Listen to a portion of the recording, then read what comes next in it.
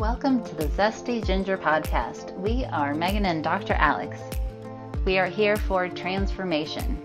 Yours, ours, and the collective. Personal and professional for practitioners. But not just any transformation. Compassionate transformation.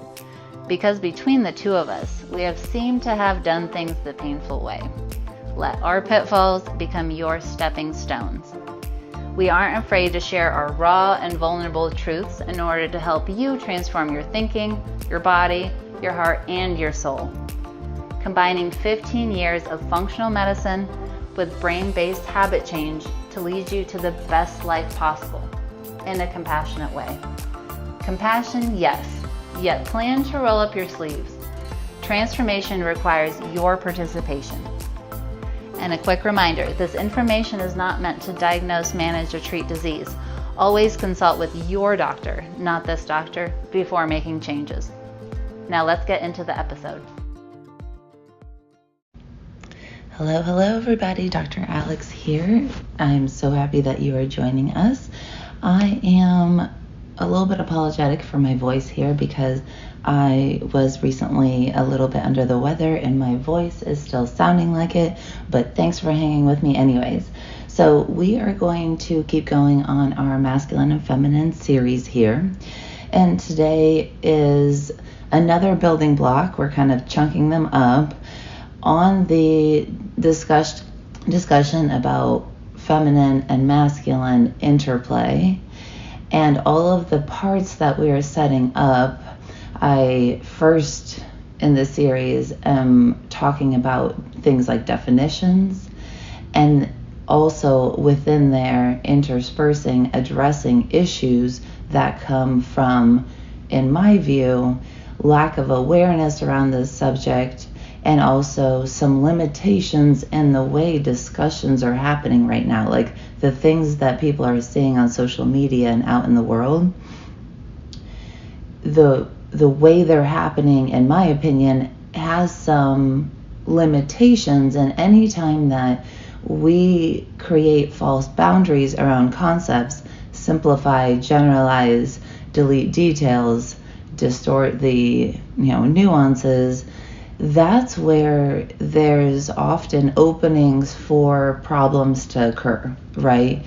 A small misstep in categorizing something can often create the problem where there's a mismatch in resources. I'm having this life experience, I want a solution to it, but because I've miscategorized it, now the solutions that I'm trying to input aren't actually an organic fit to that. And so that's why, to me, it's worth chewing on some of these more gray area subjects, even though they don't sound as nice as bite-sized like reels, right? Something very generalized goes well in a 30-second reel and say this is feminine or this is masculine. It gets a lot more nuanced though, right? But the shareability then decreases because nuances are more difficult for people to chew on, and there's some people that just will choose not to, and that's totally fine. But anyone willing to have the discussion, this is my case for why I think it's worth addressing even things that kind of seem to bug you or seem discordant to you, because when we talk about femininity and masculinity, these are energies within us. And this is an important piece for what we're talking about today on this question of, is femininity boring? Is the feminine boring? And why am I saying that? Well, that's because when I was basically doing like field research, which is talking to people and looking at social media and listening to podcasts and just like really getting a view of what is the discussion around this topic currently, there is this trend to look at the masculine as taking action and the feminine as being at rest and receiving.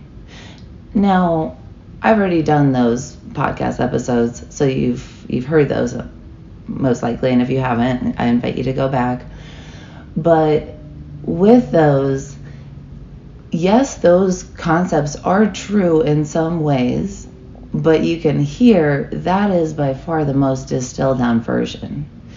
So the masculine, while directive and decisive and action taking, also has consideration, right? A masculine does not just look ahead, see the first thing that pops into his head or the first thing that he sees on the horizon and charges towards it, right? There are moments of rest and pause, consideration and thoughtfulness, just like in the feminine goal, because these are energies, and so they have to account for how does masculinity play out in all actions and all things that you could possibly experience, but what is the masculine energy version of that, and then what is the feminine energy version of all of that, right? We all experience all of our life, but what energy are we experiencing and what are we cultivating as part of that? So yes, the masculine is directive, but there's certainly lots of space for pausing and for inaction within the powerful action as well. And it's interesting for the feminine, it's almost exactly the same, but while there is more space for ease and flow in the feminine, the use of that energy is still directed towards something, the creation of something. So there is still action within it. So this concept, I can see how it happens of the femininity being boring, as in if you're in your feminine, you're not really doing much. And that's something that I actually see play out, like the things that people are posting and whatever, is that what it looks like is often people have, and I don't think this is wrong, but often because of this conversation, the pendulum swings from the last podcast, where is the masculine tired within each of us, overworking, men and women, and then the pendulum swings the other way, where is if we go into femininity and we're working to receive love and abundance and wealth and to experience more flexibility, ease and flow, then that looks like an action. And for a lot of people, it's not that they don't want to rest, although there is that, the imbalance of feminine can certainly drive the overworking, and that was last week's podcast. We won't go into that again, but that is still true. The flip side of that is that sometimes people don't want to, not because they have like the insecurity of I'm trying to prove who I am by getting the results that I say I want, right? If I make the money, then I'm definitely successful. But more than that is that there's people, and this has been me when I was listening to the usual narrative, or the common narrative right now, is I was like, I like doing stuff. This whole concept of let me, rest, and even like taking naps or taking baths or just being still and being quiet, there was a part of me that was like, that's great and all. That's nice, but like I like being up and about. I like doing stuff. I like exploring and reading books and creating things and building things and planting things, and just I didn't understand why I had to be still. Now, some of that I realized was there was still driving in me the urge to do met needs that weren't being met somewhere else. So I can say that sometimes there, even within, a normal expression of femininity, there's still, to me, validity in the experience of I'm driven to do stuff because I don't know how to be with myself. But more importantly, I think it was easier for me to experience that when I actually just embraced the fact that I could do a bunch of stuff, like take action, go be out there, be on the move, be up and about, and still be in my feminine energy. I guess on some level I was believing the narrative and I was taking it to heart a little more than was invited. And so for me it first had to happen and I'm not saying it has to be like this for everybody, but what happened for me is that in saying, you know what, screw it, I'm going to go against the grain, I'm going to say, I'm going to just do things anyways, and I will see how it feels to try to find even a little bit of feminine flow within it. All of a sudden I realized, I was like, I'm doing the whole thing in femininity, right? The way that it's the energy and that I bring to the action, I realized, rather than the choice to have the action itself that mattered more. And in doing so, that's how I began to differentiate the feeling of, am I doing this in my feminine flow? And can I find latitude in this activity for my femininity? Or am I actually telling myself the mental story that that's what I'm doing, but the energy that I feel is, let me do this, we all know something like planting plants for a season, right? You're like, oh, clock's ticking, time to put on those tomatoes. There's a way to do it because I'm excited about having tomatoes and I love getting my hands in the dirt and doing that, and me coming at something to be like, okay, this is a weekend it makes sense for a Saturday afternoon for me to go to the plant nursery and get, you know what I mean? Even me speaking into that, you can hear a difference in the energy, like the energy of the podcast just changed, right?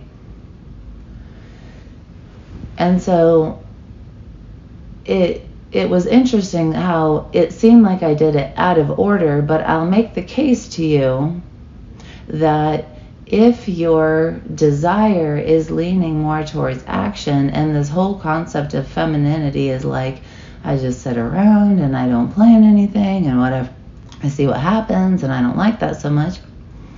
If that's you, I urge you to do it in the wrong order. I'm doing hand quotations here, but it's finding the feminine in the action, I think, is in some ways just a healing path for the feminine, right? It's like a way to vent out the momentum of the train that you've had, where most of us are living in like go mode and trying to accomplish all this stuff, and still being able to take action and doing all of that stuff, but saying, I'm going to accomplish this task, but I'm very clear on it's the overall accomplishing of this task that is the action step. How I do so, and what I do along the way, and how I modify it, and how I account for what life serves up to meet me, and taking that as guidance and flowing with it, then that is what defines more of the femininity aspect of the action then. And so how it unfolds is the fun that is then garnered from the activity that's even more so. So that takes from, let's unpack that then. It flips the concept of is feminine boring completely on its head. Not only ensures that it is not boring, because you're taking the action that you want, but because you find the ease and flow and joy along the way, then you're stacking more fun onto something you already want to do. This is the kind of evidence that you create that says, not only am I clear that femininity is not boring, but there is nothing that anybody can say that will make me think that it is, because I just took my own brain, my own spirit out for a spin and proved it to myself. And the more experiences that you stack, it doesn't take that many for that belief to be hardwired by the brain. Anything, and we know this from regular old scientific research and brain scans and all of that, the brain is hardwired with thoughts paired with experiences paired with intense emotions, right?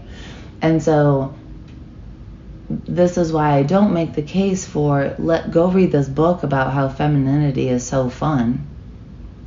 I already did a podcast episode on the concept of the whole feminine, and it had a lot to do with action. But that doesn't mean that just because you read the concept or hear the concept that you're convinced that you'll go and act that way.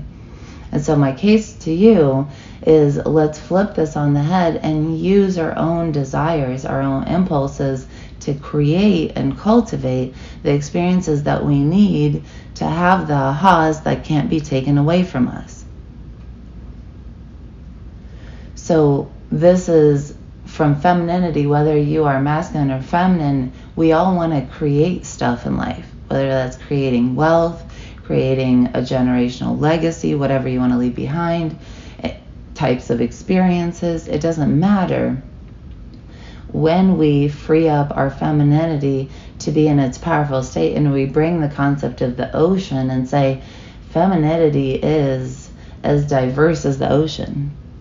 It can look like any number of ways because the ocean has depth and width and grandeur and evolution and all of these different hierarchies and cycles and things that depend on each other.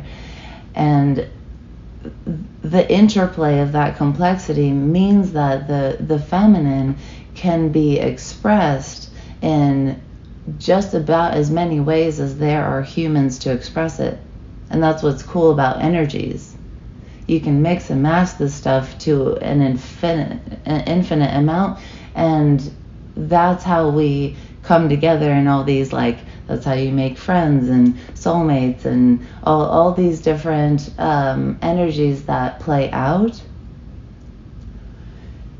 It means that when we look for that kind of stuff and we acknowledge something like the feminine and what latitude it brings, it makes for a really fun and vibrant life experience. But the whole point of this podcast, and we'll keep talking about all of this stuff in the series, is go test drive that, right? Go see how it feels to move and find that flow and allow yourself to be surprised and see magic in the world and be like, ooh, maybe that piece of information's for me. Let me take that seriously and see what happens. And you don't have to do it on big life-changing things. Pick the small things you don't really care about at first. See what happens. In the beginning, I would do little like shopping trips. I just go to like TJ Maxx or Ross or something like that and just see what trinkets I found, what stood out to me, what came across, what was magical about it. Why did I see this thing? Why did me taking this trip out here get me here right now looking at this object? You know? And sometimes it's just to marvel at it and move on. And sometimes it's something super meaningful, and that's the kind of stuff that I'm talking about. It's the fun that you reclaim that makes you feel like you're a kid again. And like there's magic and like the Disney concept brought into life, that life just is magical, right? So take it out for a spin. As always, let me know what you think. Let me know what experiences you have. Shoot us an email or shoot us a DM. We are at Zesty_Ginger over at Instagram. So come on over and say hello. Let me know what it's been like for you taking this out for a spin. And I'm sending you lots of love. Hi guys, I'm Dr. Nicole Woodard. I'm an online physical therapist and life consultant to healthcare practitioners. After spending the weekend with Megan and Dr. Alex, I had such a good time and I sat down to really think about what changed, what caused me to come home, and for a whole week I was calling and I was making calls and I was filling out emails and really taking actions on my dreams. And how did those things happen?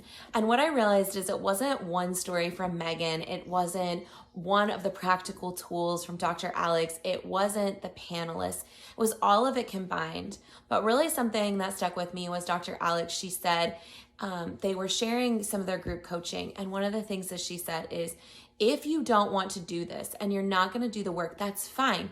Don't sign up. And she said, and don't feel guilty about it, but no one else is going to step forward and do the action on your dreams. And as soon as she said that, something clicked in me, and I listened to panelists and all of the goal setting, all the habit formations. And what I realized is whatever you want to do, whatever you accomplish in a day, in a week, in a month, in a year, and in this life, you can take steps towards your big dream. And if it's not the time and it doesn't feel right, that's also okay to sit back and hold yourself with grace.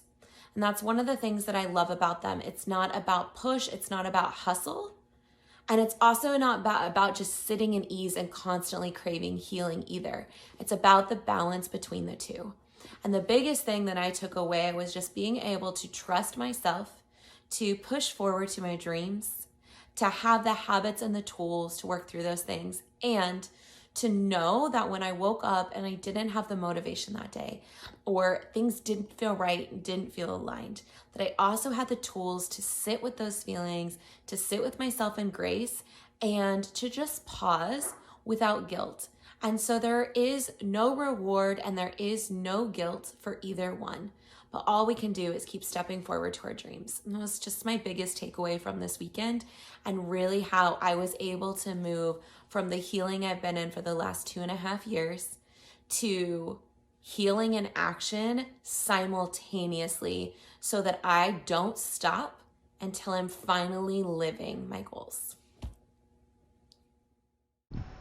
Thanks for coming out to hang with us on the podcast. It is our goal to transform the way women are treated in healthcare.